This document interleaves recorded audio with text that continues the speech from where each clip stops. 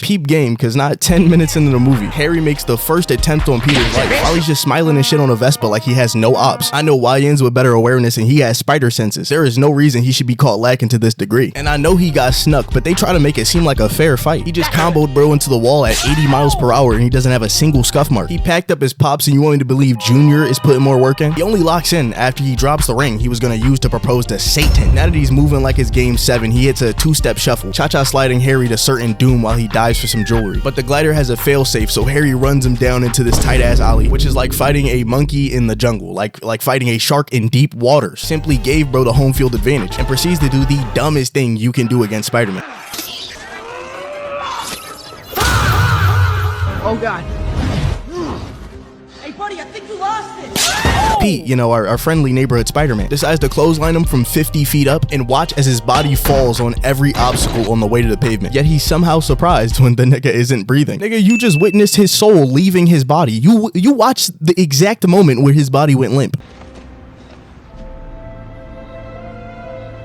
Oh my god, I thought you were stronger.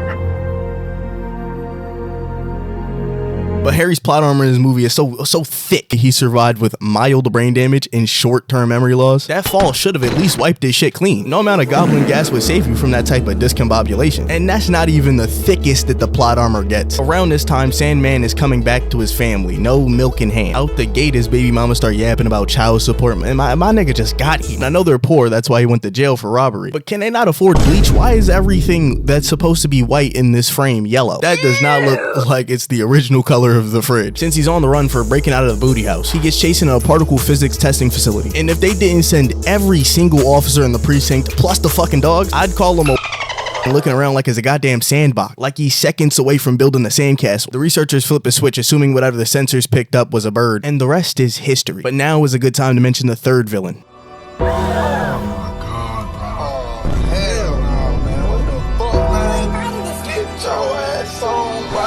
Eddie Brock, who is far more of like a sad creep in this movie than I remember. The first sign was when Spider-Man saved Gwen from a freak incident, as he's down below taking pictures of specifically her right next to her dad.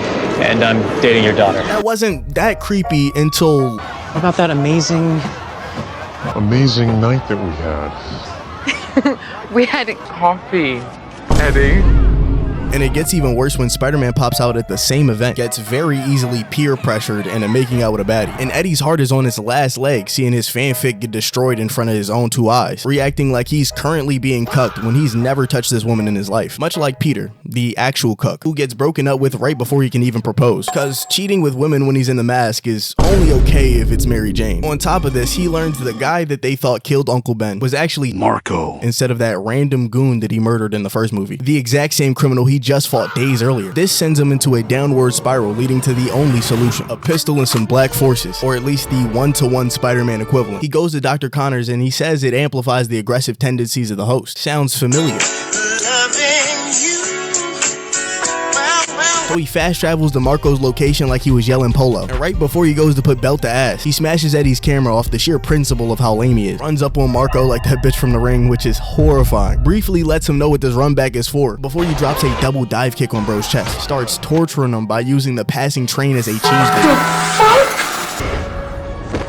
Follows it up with the Green Goblin Regiment and finishes by busting every pipe in the sewer, dissolving Sandman in gallons of feces, fully convinced that he just ended this nigga's life. He is not Bruce. He's spin back for Uncle Ben more than once. Now, while Peter is catching bodies, so is Mary Jane, as she starts homie hopping not even a week after they broke up. Tries to play it off, but give it a week or two, this attention-seeking narcissist would definitely let Harry crack. We've seen these games before, but Harry gets his memories back from a vision of Norman himself telling him to lock in. The theme of this entire movie is spinning back, so he forces Mary Jane to cut off Peter Parker for good, just to meet him at the diner later and brag about how he stole his ball, broke his ankles, then shot a 3 in his face. Has to be like top 5 on-screen rage baits. Cheesing and shit in his face gives him a little wink. Personally, I wouldn't handle that type of disrespect. Now you gotta air out the whole facility. I'm the other guy.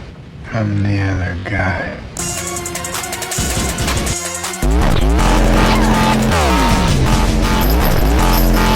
Had Peter in his bag for an entire evening until he saw the forces still sitting there across the room and pops out at Harry's domicile to put some dirt in his eye. Exactly to Harry's plan. So he uses this chance to drop his ult, which gets him stuffed with a haymaker, followed by the most passionate hooks I've ever seen Toby throw. Peter is laying on so much pressure that Harry has to pull out a poke. Bro gets thrown into every corner of this penthouse. Purely outplayed every turn. How the first grab should have won, honestly. But the only thing that matters is, did Harry learn his lesson?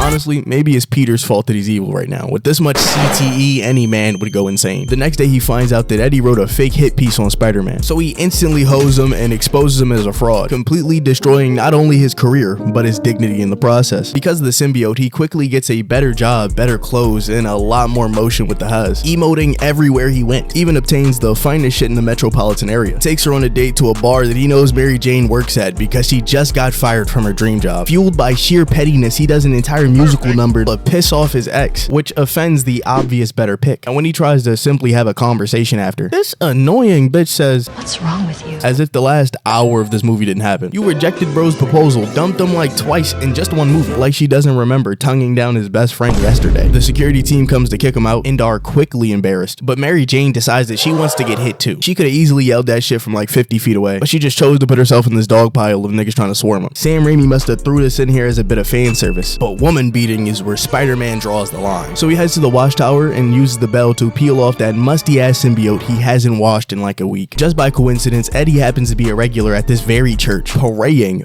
begging the Lord to murder Peter Parker. I come before you today to ask you for one thing. I want you to Kill Peter Parker. Do you know how much you have to hate a nigga to try to use Jesus as a shooter? But funny enough, his prayers are answered, getting drenched in walkie slime from above, simultaneously arching his back and turning a street-level toucher into a raid boss. Finds and recruits Sandman in a matter of minutes for a scheme to kill Spider-Man, where he kidnaps Mary Jane to trap her on a skyscraper. So this nigga has the planning capacity of King Kong, advertising a fucking fight like a YouTuber boxing match. Spider-Man tries to swing in for the rescue, but this freaky-ass nigga does not make things easy. Ooh, my spider sense is tingling. If you know what I'm Talking about. With not one, but two back-to-back boss battles, getting his ass beat so bad it turned into a stage transition.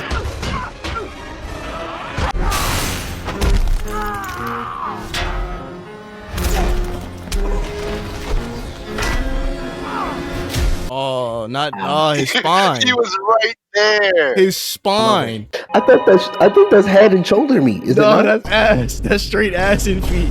Yeah, that's Ah, yeah, that was buns. straight ass. Holds him down while literally getting pounded. Got the whole city thinking he about to die on air. So Harry surfs in to give him a breath. But that's all he gives him, because the 2v2 isn't even enough. Harry taps Sandman with that bomb voyage, so he got his 1v1 done. But Peter cannot handle a fade. Why did it take Harry getting thugged out and then sacrificed for me to see some movement? He didn't have to do He's that. so noble. He didn't have to do that. He could have picked up one of the pipes and swung it at his fucking neck. This motivates Peter to get it back in blood, so he uses the only weakness he knows of the symbiote: underground trap music. Kid has Venom ripping himself apart. Look at his face. Look at his face.